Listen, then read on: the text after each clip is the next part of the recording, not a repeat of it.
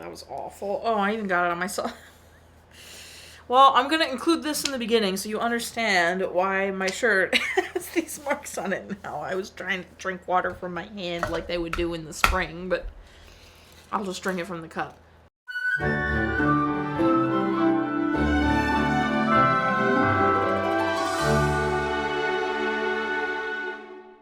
Welcome back to Every Disney Movie Ever. My name is Jess and I'm watching Every Disney Movie Ever. Today I'm going to talk about Tuck Everlasting. Tuck Everlasting is a 2002 theatrical release. It's directed by Jay Russell, cinematography by James L. Carter, editing by Jay Cassidy, music by William Ross, and it's written by Jeffrey Lieber and James V. Hart. It's also based off a book by Natalie Babbitt, released in 1975. Shall we compare?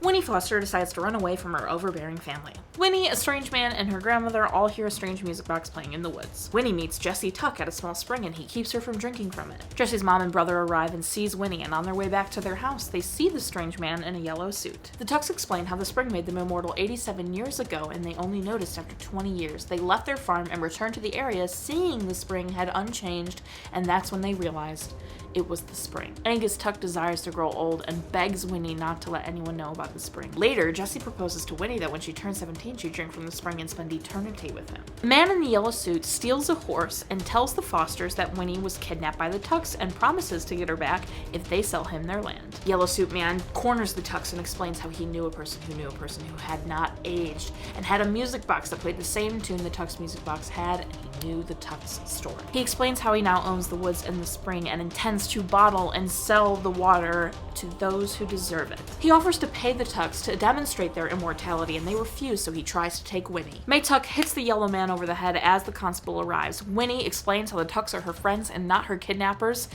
but the constable takes her home and locks up May. The yellow suit man dies, which makes May a murderer, so she will be hanged, only she's immortal and it will reveal her secret. Winnie helps break May out of jail so the Tucks can run away. As he leaves, Jessie gives her a bottle of water from the spring and asks her to drink it at 17. 2 weeks later, Winnie sees a toad threatened by a dog and shoos the dog away, pouring the bottle of water onto the toad. Decades later, May and Angus return to the area only to find that the entire wood and spring have been bulldozed and a gas station built.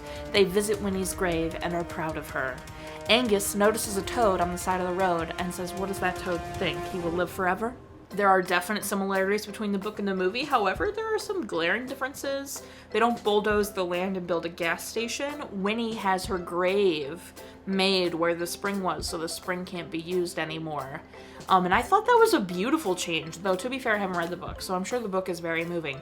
But I thought the fact that she had herself buried where the spring was to stop people, like stop the greed and stop people from trying to drink from the spring, was amazing. I thought that was so good. And then instead of dumping the bottle on the toad like in a potential accident, I really, really loved that they had her sitting there toying with the spring. And like, she thought about drinking it, but she thought about Jessie, and then she thought about what Angus had said, and she decided not to. I think that was a really great change. Granted, this is just a book summary, so I have no idea what these specific details are. If she like wanted to use the water from the spring specifically and didn't want immortality in the book, I don't know. But I liked those two changes in the movie for sure. The film stars Alexis Bledel as Winnie, Jonathan Jackson as Jesse, William Hurt as Angus, Sissy Spacek as May, and Scott Bairstow as Miles. The film had a $15 million budget and made $19.3 million in the box office, which is not great by any means. Got a 60% on Rotten Tomatoes and was filmed in Baltimore, Bel Air, and Berlin, Maryland. The cinematography was stunning, had great movement, great lighting, fantastic use for the storytelling. I loved it. The music box tune and the whistling was excellent. I really loved that, and I loved that it was the opening to just immediately set the tone for the movie. And then the music in the scene where the Tucks leave the police station and Winnie's just alone in like the courtyard of the police station was gorgeous. It was like a crane shot coming out, and it was really windy and crazy, and the music in that scene was so stunning. I think my biggest complaint about the writing for this, because I haven't fully read the book, so I'm sure a lot of people might have a problem with the adaptation itself, but my problem is the voiceover narration. At the beginning, I thought the narrator was going to be someone specific in the story, telling the story, And that wasn't the case. It was purely just a narrator, and it kind of bothered me, because at the beginning, the voiceover gave a lot of expository information, and then, like, randomly throughout, it gave us expository information, and, you know how I feel about showing us and not telling us, so I felt that was unnecessary, especially because the movie's an hour and a half, and I think there was room to show us some of the stuff, even in, like, the smallest shot possible, or through the acting, or something. I don't think it was necessary. I'm not mad that there was voiceover, and it wasn't bad voiceover per se. I just think it wasn't necessary to tell this story, and I think maybe there's something about it that just doesn't make me go, oh my god, I love this movie, and it could just be the story itself, I guess, but the voiceover specifically, I was like, we don't need this. Ben Kingsley, being the man in the yellow suit, took me out. Like, this dude's in any kind of role. He's just in everything. I can't deal with him. The best acted scene, well, maybe not the best acted scene, but a scene where the acting really shone for me, another mother-daughter moment. Airbud 7th Inning Fetch earlier this week had a mother-daughter moment acting scene that really took me out. This one is the same. The scene where Winnie sees her mom climbing into bed with her dying grandma. Oh, so good. No dialogue, so gorgeous, so moving. And then immediately followed by the scene between Winnie and her mom, where they kind of, like, reconnect, basically. Like, Winnie asks her mom if she's okay, and her mom doesn't answer, and it just gets so emotional. Oh, it's so stunning. And then her mom, like, says, like, I'm losing you too, aren't I? And it's a whole reconnection. They both sob and they love each other, and it's stunning, gorgeous acting in that scene.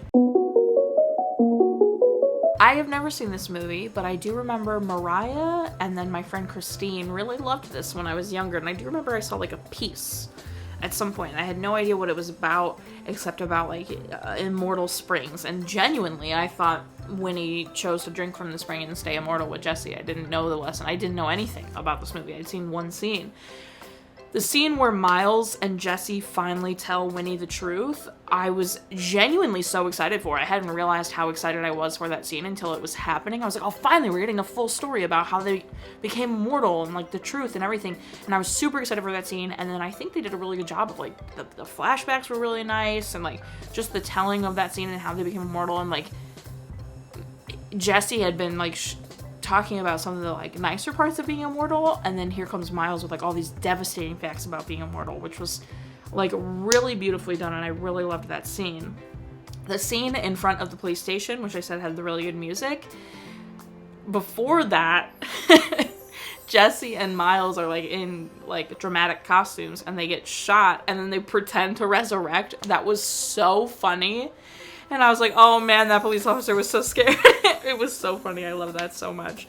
But overall, I think this was a really good movie. It's stunning to look at, and it's really entertaining. I definitely would watch this again, but there is something holding me back from, like, purely gushing about this movie, and I have to assume it's story related. It just must be something, and maybe it is the voiceover, but there's just something missing for me. I'm not like, oh my god, this was so good, this was so amazing, like, obviously, but it is really good, and I absolutely will watch it again, and I would absolutely recommend it. I think the biggest and most obvious lesson is to live life to the fullest. And I think for the people who are, like, afraid to die or want immortality, I think, you know, part of it is all a tandem with, even if you were immortal, it would mean nothing if you weren't living your life, if you weren't going through the ups and downs and taking the risks and all that kind of stuff. So I think that's the main takeaway and lesson here. And then potentially also, you know, don't kidnap kids and don't drink from strange holes in the ground. That's everything I have for Tuck Everlasting. My final rating is 7 bottles of water out of 10. Our total movie count is... Our parent death toll and cry count are still the same. If you want to keep up with what movie I'm watching when, follow me on Instagram or Twitter. You'll find out what movie I'm watching when. I put out videos every Monday and Friday and sometimes Wednesday. Join Patreon, daily trivia, weekly random facts, monthly podcasts. Get over there. Join. It's awesome. Until next time.